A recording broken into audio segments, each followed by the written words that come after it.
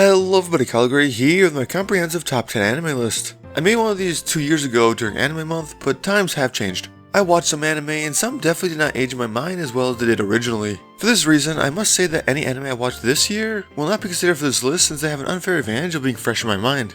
They will be considered 2 years from now when I make another top 10 anime list in 2026, which seems far away, but time does fly. Saying that, for each anime in this list, I will name it, obviously, and then give a brief summary like seen in the Wednesday anime reviews, but much slower, and then some last second thoughts I would like to add. In the case I already did a Wednesday anime review for the anime, I will likely use the summary used in that script. Additionally, the My Anime List page of the anime will be in the background if you wish to read the synopsis yourself.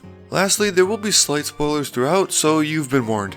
You got all that? Good, but first some honorable mentions. The honorable mentions does not directly mean they are 13 through 11, but I have notable reasons I am fond of them, yet comparatively I cannot put them in the top 10.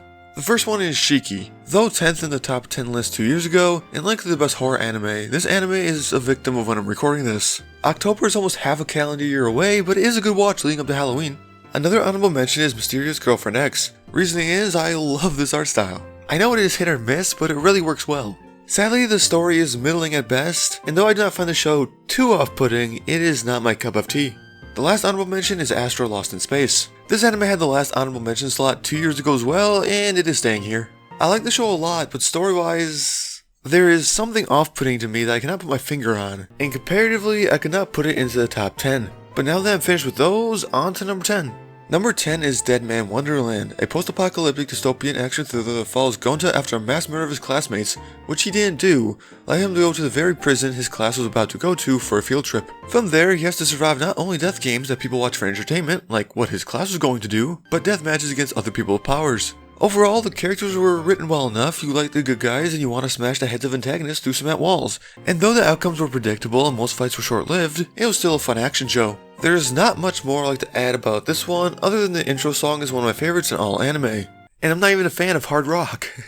So moving on, number 9 is Gleipnir, an action dark fantasy supernatural thriller that follows Shuichi, your typical high schooler that could transform into a dog mascot costume with a giant revolver. I never thought I would say that, but the story mainly revolves around Shuichi and a girl he saved from a burning building, Claire, as they look for the answer as to why Shuichi could turn into a dog mascot costume. Turns out there are others that could transform with goals different from the main characters, so fighting ensues, and though Shuichi is mostly a pacifist, luckily Claire is not. Overall, this show was fun. For some reason, this anime had some real estate in my mind for a while now. It was an honorable mention 2 years ago, but for some reason I only have fond memories of it and neglect to remember the etchiness of it in episode 13. This was also during the same time I read the manga alongside watching the anime.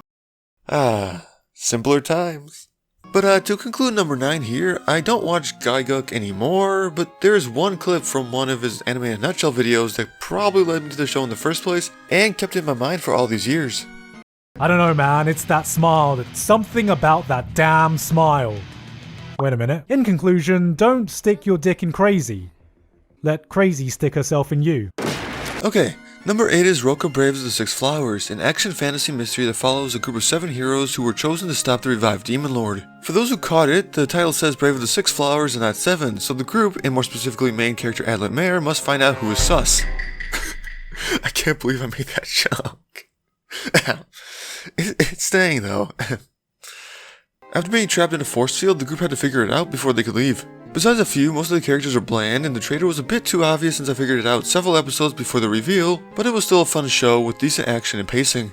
Though what I said about the characters during my Wednesday anime review is true since a few of the flowers seem just to be there, the show was still fun and I found myself rooting for Adlet more than any other protagonist ever since I believe his character was written very well, and he has some of my favorite anime quotes. My favorite two being, I was able to become strong since I still believe those words, that a man can't become strong for revenge's sake. He becomes strong because he believes in something. And what do you think it means to be the strongest man in the world? The strongest man in the world has power, skill, wisdom, heart, and luck.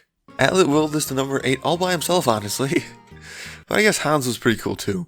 But anyway, number 7 is Restaurant to Another World, a cooking fantasy reverse isekai about a restaurant in Tokyo that obtains clientele from a different world every Saturday. Episodes are split into 2 segments, with each segment being based on a cuisine. As segments go by, more characters are introduced and will remain present in the restaurant from there on out. Overall, the segments are fun, I have no complaints about the characters, but the spotlight of this anime is the food. I enjoyed how the food was presented and described by the patrons of the restaurant, and though a bit repetitive at times, I never got bored of it. This show was just such a fun one to watch, and I always looked forward so much to the next episode. And though it was 9th in the last list, that was before I watched season 2, which definitely elevated it for me. Something I should say is this show forward are undebatably my favorite anime, and though the ones before this one are why I decided for this list, they could have been interchanged and I would not have complained. But including this one and onward, these are the next tier of favorites for me, and from one of the most wholesome shows to the most... not... Number 6 is Shimonetta, the boring world where the concept of dirty jokes don't exist. I will not say much about this one since I never intend to make a Wednesday anime review for this one. But this show holds a sweet spot in my heart, and though it has fallen from 4 2 years ago, it will be difficult for me to take this one out of the top 10 ever. So though it is raunchy as hell and I do not recommend it at all, it is still one of my favorites. Anyway, that was more solemn than I had to be, so on to the top 5. Number 5 is The Devil's a Part-Timer, a fantasy comedy about a demon lord that stumbled into modern-day Japan and gets employed as a worker at a McDonald's. More characters do exist, mainly ones that also come from his world, and these characters are the ones who mostly move the plot along. Speaking of the plot, it's a rather simple one to follow. Something happens, the main characters deal with it, and something else happens, and so on, with character development through the conflicts. Speaking of the characters, they are great. Each main character plays a role even after the conflict they are introduced in, and the interactions between the characters were fun to watch. It was fun to read that again since this show was the first anime represented in Wednesday Anime Review, and it still holds true, but I've yet to watch season 2. I know it's been a while since it came out, but I just never got around to it. Besides Naruto and Pokemon, this was I think the first anime I watched, and though I might be reminiscing a bit, this was 5th 2 years ago, and it still is now. It might move after I watch the second season, but I think it can only move in the wrong direction since my top 4 are pretty set. Number 4 is Hellsing Ultimate, a vampire action dark fantasy that follows the Hellsing organization as they try to uncover the cause for the increase of vampire attacks. And what they stumbled onto is something far more evil than even that of Hellsing's ultimate weapon, the vampire Alucard, who only moves on the orders of Integra Hellsing.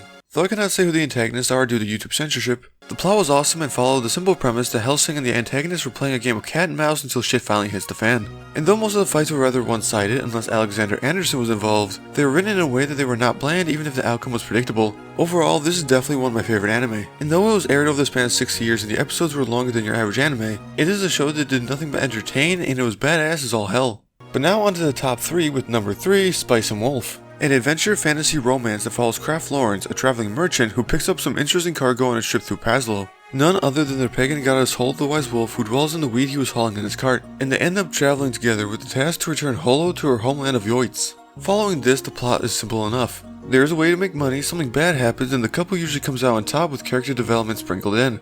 This might be a surprise that it is not top 2 since it was second 2 years ago. And clearly I have not forgotten about it, but I think my overexposure to the medium is why it dropped one spot. I do not know what I could say about this show that I have not said in the past, so I will leave it with this. It is a romance with economic aspects. With those tags alone, it should not work. But the character writing is so good that I had to buy the first 3 volumes of the light novel. But now, on to number 2, Akudama Drive. A cyberpunk action that comes from the similar minds of Danganronpa. And man does it show. The plot follows a group of mostly notorious criminals, Akudama, who are tasked to steal then deliver special cargo while dodging authority. That is the short of it since I do not want to spoil too much of the show. But though the plot is paced well and written with a Mark Twain pen, the characters, mainly Authority or Akudama, a criminal named after what they specialize in, fit perfectly within the environment built around them, which is rare for me to say since I'm usually not a fan of cyberpunk shows. And even though I watched this show a while ago, and even got the number 3 nod 2 years ago, to this day, many of the plot points that I cannot say for spoiler reasons are some of my favorite scenes in shows period. But maybe it helped I went in with the intention of enjoying it, so I will not dare pick it apart with a fine-tooth comb. But this show is not number 1, since that spot goes to number 1, Black Lagoon. A crime girls with guns thriller that follows a team of pirate mercenaries called the Lagoon Company, which consists of Dutch, Revy, Benny, and their newest member Rock. I love these characters. They all have unique personalities and work well together. There are more characters, most of which that are affiliated with some larger group. The 2 leaders most present in the show I like a lot, and each brings different things to the table for the Lagoon Company and they tend to move the plot along. Speaking of which, the plot is a simple one to follow. Something happens, be it a job or other conflict, and the Lagoon Company deals with it. This is not a shocker since it was my favorite anime 2 years ago, and I've yet to watch something to top this in my opinion, which is what this list is. Though the show is mostly full of gunfights between 2 evils, the sneaky character development of the characters is something I highly appreciate. And though you'll be hard pressed to find anime more American than this one, I can guarantee that if you like action anime, which this is, you will at least like this show. And with that, this top 10 list is complete. Over half of the entries were on this list from 2 years ago, yet some rearranging was definitely ahead. Some notable exclusions were Death Parade, School Live, and Elfen Lied, 6 to 8 respectively from the list 2 years ago. And this is part of the reason why I excluded newly watched anime. I need to see if they have the sustaining power, and these are some examples of shows that did not. A more notable exclusion is Ergo Proxy. I give this a very high rating in my Wednesday anime review series, yet comparatively, I could not even find an honorable mention spot for the show. But that does not mean the show is bad, just not one of my favorites. In the end, this was fun to make, and it is definitely the longest script of any of my videos thus far. Scripting is always more difficult for me since I need to sound like I'm saying it and not just reading it. Yeah, it always beats not saying something I intended to say and having to repeat the recording process again and hoping for the best. It makes editing 10 times easier too, but regardless of that, I hope you enjoyed the list, and my apologies if your favorite anime did not make it. The best thing about anime in my opinion is that there's such a variety of shows available, so mostly anyone could find a show that interests them. And though some are notoriously bad, it is a form of creativity which is always open to different opinions, and these are mine. If you have any shows you would like me to watch, let me know, and I hope you found something worth watching in my list. And now I guess I will see you in the next video. See ya!